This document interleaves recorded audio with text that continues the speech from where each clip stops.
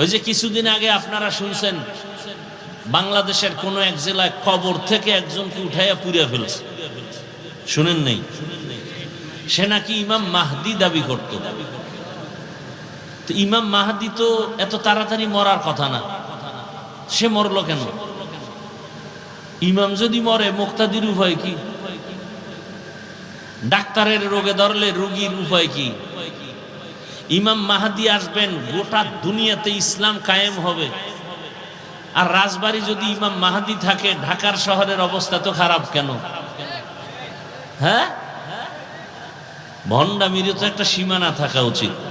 শুনেন, মানুষ অন্যায় করতে করতে যখন সীমা লঙ্ঘন করে, তখন আল্লাহ তাকে এমন, তার থেকে এমন কাজ বের হয়ে যায় যে মানুষ তাকে আলাদা কোনো তোকমা লাগাইতে হয় না, তার কথায় সে ধরা পড়ে যায়।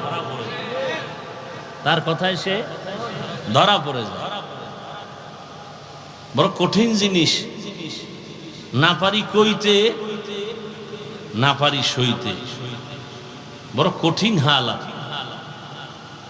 আমি সেদিন বললাম, বাংলাদেশের এখন যে একটা পরিস্থিতি, সমস্ত মানুষ যদিও নামাজ ঠিক মতো পড়তে পারে না, কিন্তু ইসলাম চায়। কথা বলেন না কেন? কি চায়? ইসলাম চায়। দুই একটা নির্বাচন স্থান ভিত্তিক, এলাকা ভিত্তিক যে নির্বাচন হচ্ছে, কেমন যেন ইসলামের একটু রং দেখা যাচ্ছে। কে জামাত ইসলামী, কে ইসলামী আন্দোলন, কে খেলাফত আন্দোলন, খেলাফত মজলিস, এগুলো সাধারণ মানুষ বুঝারও চেষ্টা করে না, বুঝেও না। সবাই বুঝে ইসলাম মানি, সব হুজুর এক, সবারটাই ইসলাম।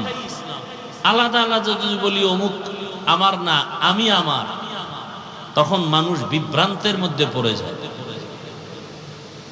এই কারণেই ইসলাম বাংলাদেশের জমিনে অনেক দুর্বল পয়েন্টে দাঁড়ানো।